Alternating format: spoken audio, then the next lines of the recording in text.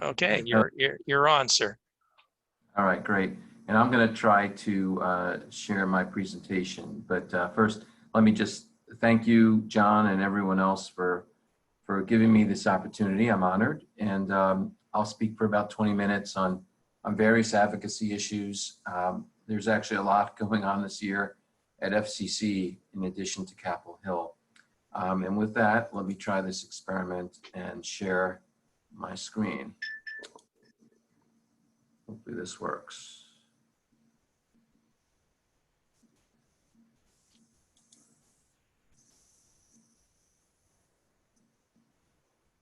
Are you seeing anything yet? Yes.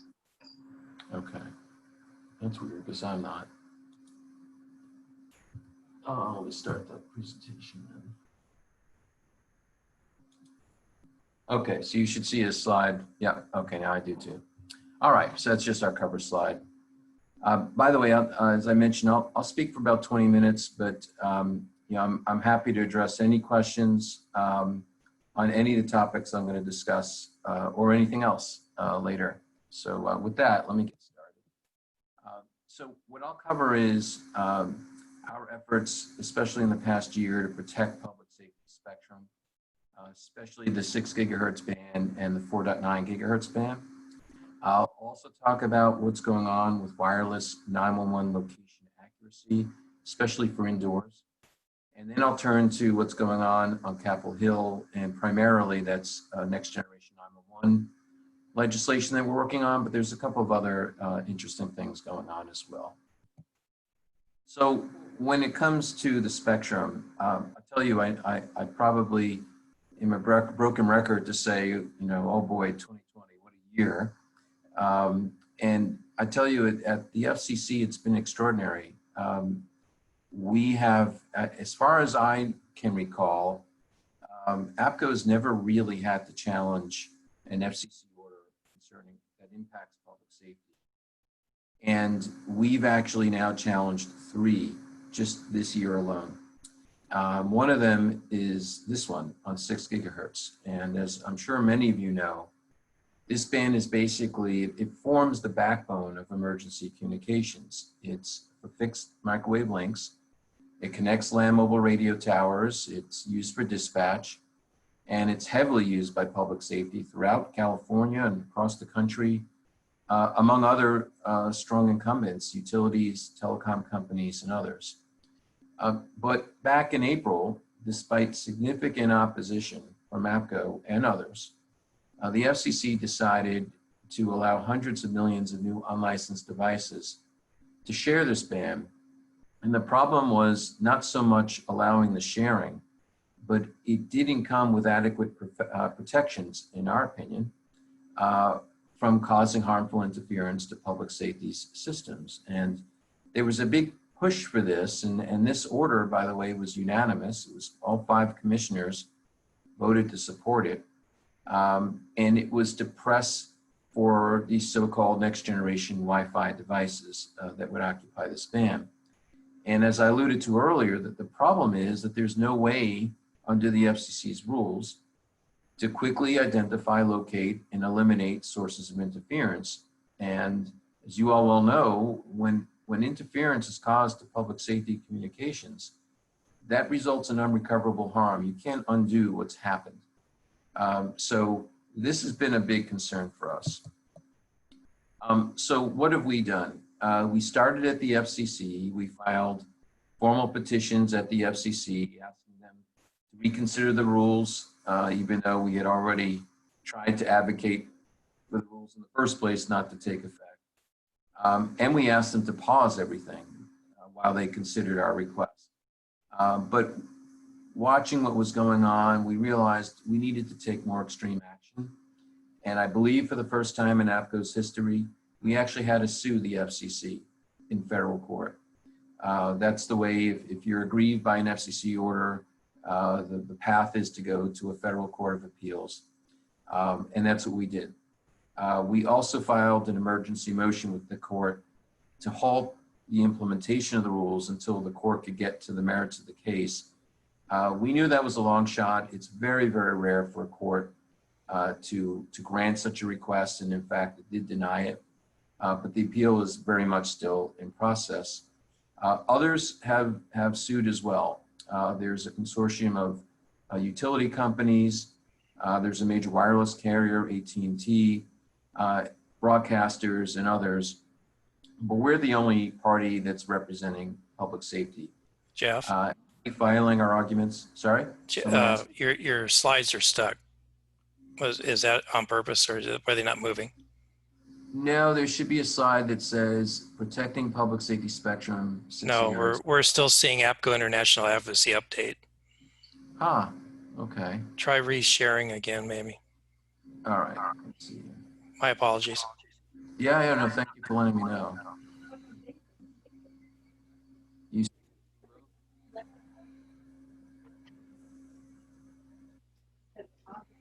Yeah, I had this problem earlier. When you reshare, you have to pick, I believe it should show it on the right. It'll show the full view versus this view, and that way that one will move. Okay, are you seeing anything yet? All right, let me end and restart. Oh, there, now it moved. Oh, well, I just undid it. So let me try to get back.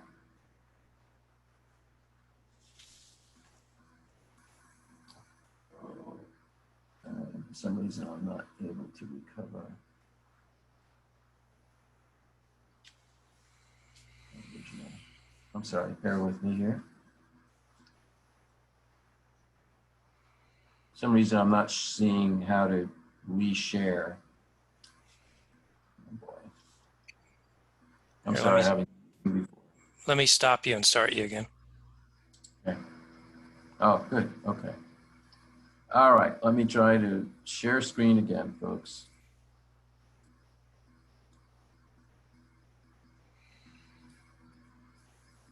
All right, so I just launched that.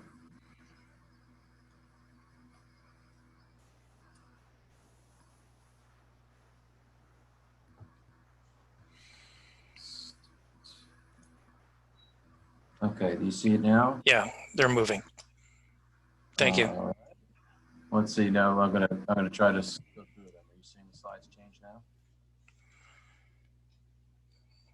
now? We may have a slow connection.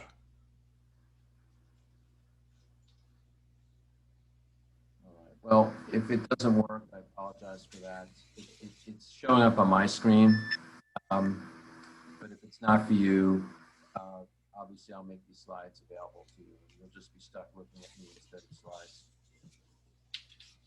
I gather you're still not seeing anything other than the initial slide. Yeah, I see your cursor moving. Oh.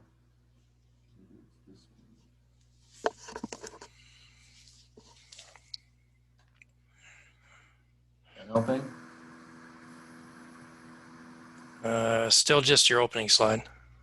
Okay. All right. Sorry. It's all right. I'll get them to you. There's nothing really exciting on the slides, but like I said, now you're just stuck looking at me. And there weren't that many slides. So, okay. So anyway, I've been talking about 6 gigahertz and how we've been in court. We're about to be filing our motion, our actual arguments in the case in the coming months. But I would say that as a community, and certainly as APCO, we're going to be on the lookout for interference because these devices will start rolling out. You know, they're shooting for the holiday season, and we're going to be on the lookout for any interference. And I'd ask any of you, of course, if you start noticing any problems that seem out of the ordinary, just let us know. And unfortunately, the FCC's order that had come out had a further notice attached to it where they are proposing to further relax the requirements on unlicensed devices. And the FCC may yet adopt that order by the end of this year. The next issue that I was going to talk about was on 4.9 gigahertz. As you know, or may not know, the 4.9 gigahertz band has been dedicated to public safety for some time. And it's really well suited for high bandwidth intensive applications to control robotic uses, mobile hotspots, et cetera. And APCO and many public safety organizations have been advocating for many years at the FCC to change the rules a bit to allow public safety to make better use of the band. There are a lot of things holding up public safety from being able to use this. I tend to refer to this band as public safety's Wi-Fi band, an exclusive band that they could use for those kind of applications. But in September, the FCC actually shocked us, and I don't say that too often, in a split vote, so 3-2 in commissioners. They adopted new rules out of nowhere that basically stripped the band in effect from public safety. What it does is it grants states the exclusive right to lease the spectrum, and that could include to commercial users. And the new rules don't necessarily preserve any requirement on the states to ensure public safety is protected from harmful interference, or to make sure that public safety has priority. And in this instance, APCO was joined by 10 or 11 other national public safety associations. First, we filed a letter when we saw a draft of this order. First thing we did was we collectively wrote a letter to the chairman of the FCC, strongly disagreeing with his proposal and asking him to remove it and have us, work on it, anew. And then, of course, that didn't happen. And then afterwards, these same groups then put out a press release that was strongly critical of what happened. So on this one, I think we have a little bit better chance of reversing this in its entirety, just because it was a 3-2 decision. And frankly, I could go into more detail, but apart from what it's done in terms of taking this away from public safety effectively, the way it's doing it is just very odd and untested, and I don't even know if it's going to work. So APCO will continue, and we'll probably either file our own or join a petition for reconsideration of this order as well. Okay, so now I'm going to talk about wireless 911 location accuracy. As background, back in 2015, the FCC had adopted new rules to provide the location of a caller, but especially when the caller is inside a building. And that was done basically reflecting a roadmap agreement that APCO and NENA and the major wireless carriers had reached after about 7 months of negotiation. And it included this concept of a dispatchable location, which is a defined term, but it means that what we were after was if someone's calling 911 from inside a building, 911 centers would get the equivalent of what you would get with a wireline call. The building address, the street address of the building, plus the floor number, room, suite, whatever, to get you to where the call is actually taking place. And the order also gave the carriers 2 ways of complying. One, to provide a dispatchable location for wireless 911 calls, or to deploy so-called Z-axis solutions. Z-axis just means it's a vertical height estimation. How many, how far up in the air is someone? And since that order got adopted, the wireless industry did test these Z-axis technologies with a few vendors and made some progress there, and was also making progress on dispatchable location, because the way they were going to do it was they were going to base it on a database of reference points, mainly Wi-Fi access points and routers, to help identify the caller's location. That was referred to as the National Emergency Address Database. We all need more acronyms, right? We call it the NEAT. So the Z-axis testing was successfully done. And however, the carriers ended up abandoning the NEAT approach. So the first benchmark that's coming up to provide indoor location is next April. And in a recent order in July, the FCC, among other things, reconfirm that that deadline still is in place. And because the carriers abandoned that approach for dispatchable location, it modified the rules in terms of how carriers can provide dispatchable location in the absence of this NEAN. So APCO, basically, our posture has been over the years to get the FCC to look at the bigger picture, especially from the perspective of 911. We've focused on dispatchable location. That is clearly the preferred kind of location that 911 needs, as opposed to something like the caller is 30 meters above ground plus or minus 3 meters, which is what the Z-axis metric is. And we've also expressed concerns along the way, because we saw the writing on the wall on all this stuff, that the rules, despite the promise of what we had formulated in 2015, we were worried that we weren't going to see the promise of those rules actually come into effect. Also, our basic message is that 911 centers should just have the best available actionable location information possible. We know it's a tough technological challenge, but we should just do the best we can. So when this order came out in July, the wireless industry filed a petition for reconsideration, asking the FCC to just delay the deadline. And we will strongly oppose that, and I'm sure everyone else in the industry will as well. We filed a petition for reconsideration too, and we just focused on dispatchable location because the new benchmark that the FCC established to get carriers back on track for providing the much preferred dispatchable location just isn't making sense to us.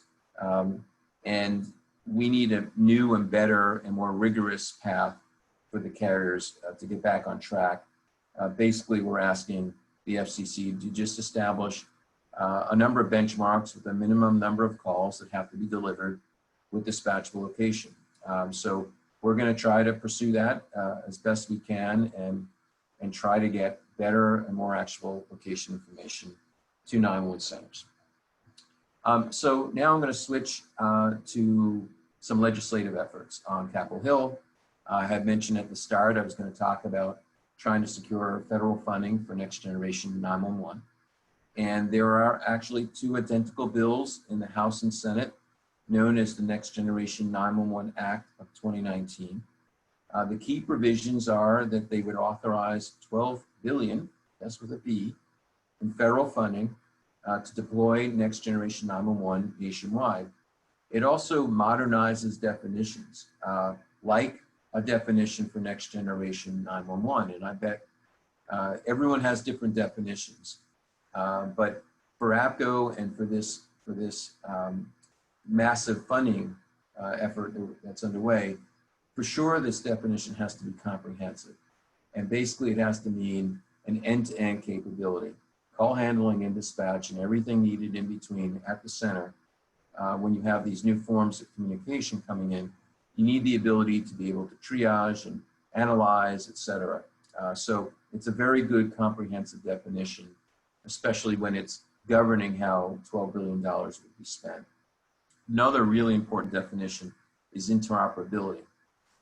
Basically, this means that any 911 center should be able to receive and share any kind of data that Next Generation 911 would allow with any other 911 center, regardless of equipment vendor, service, jurisdictional boundary, what have you. And that's very important because right now we really lack that.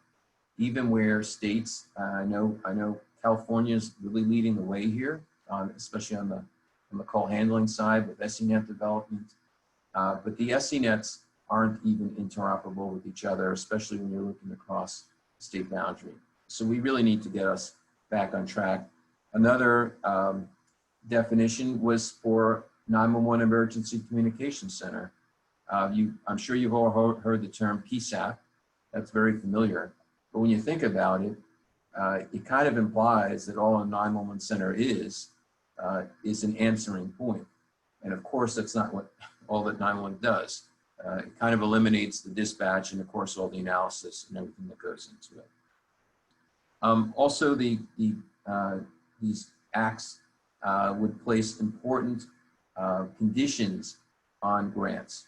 To make something happen, especially in our industry where despite really good efforts of our vendors, if you really want to try to accomplish and force requirements that public safety really need, you need some kind of forcing mechanism to do it.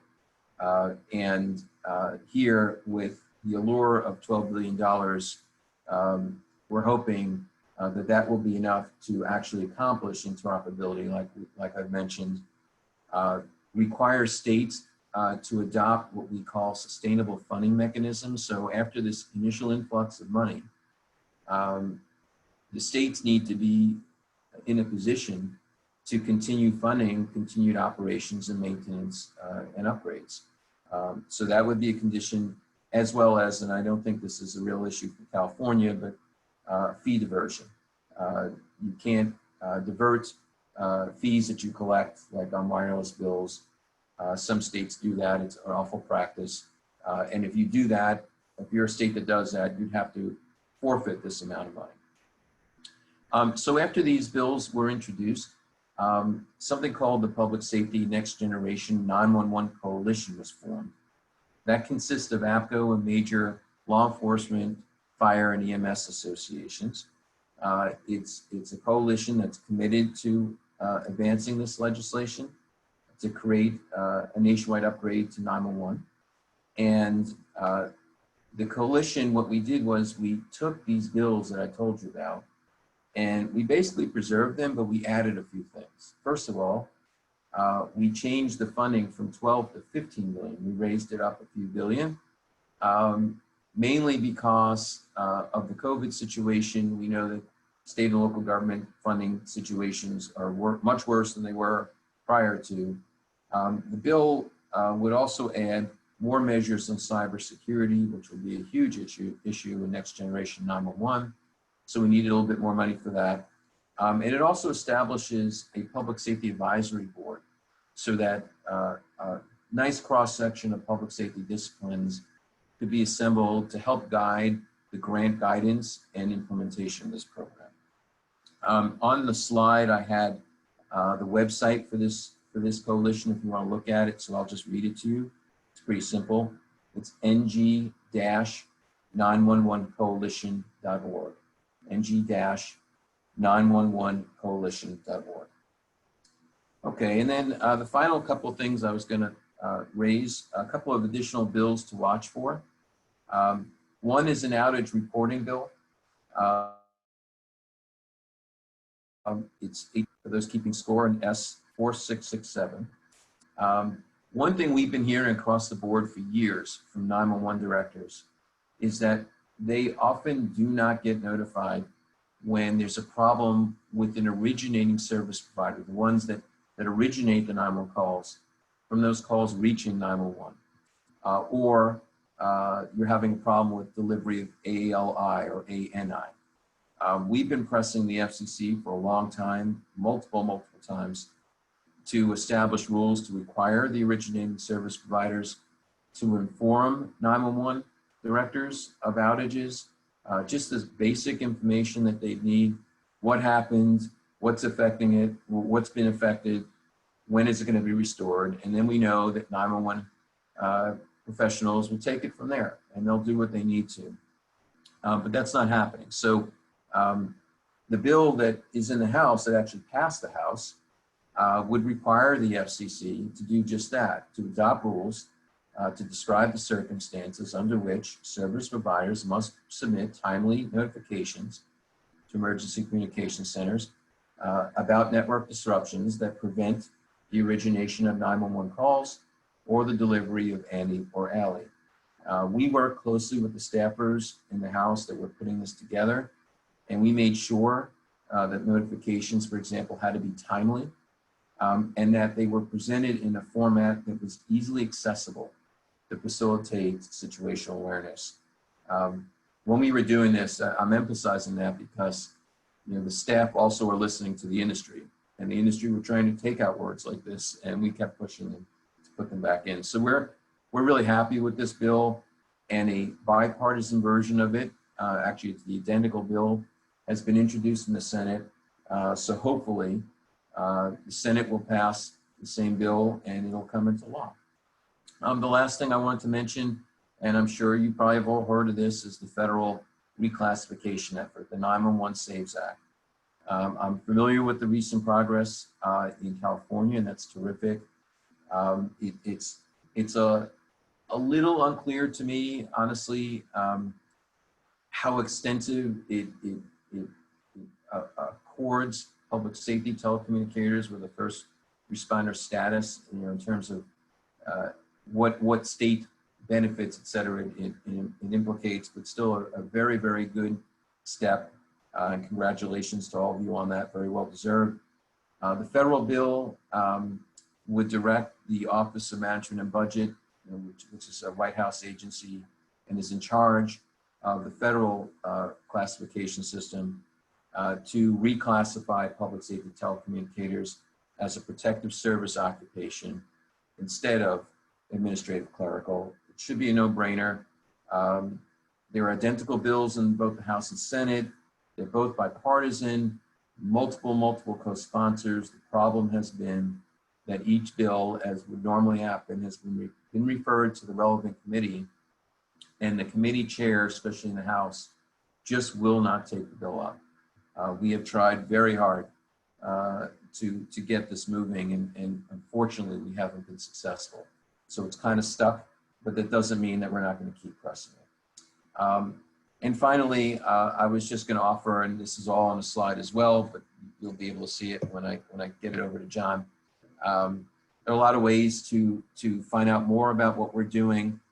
We have a website that you can access to look at all of APCO's filings at the FCC and now in court.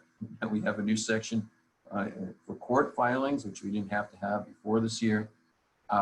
If you use Twitter, we're pretty active in pushing information out. Our Twitter handle is @GRO_APCO, @GRO_APCO. And finally, you can, you all now know me, and some of you know me better than others, but you can contact me directly always. But we also have a generic email address for the Government Relations Office, and it's gro@apcointl.org if you want to contact us that way. So thank you. That's basically my presentation. Sorry that the slides didn't display, and happy to address any questions you guys have.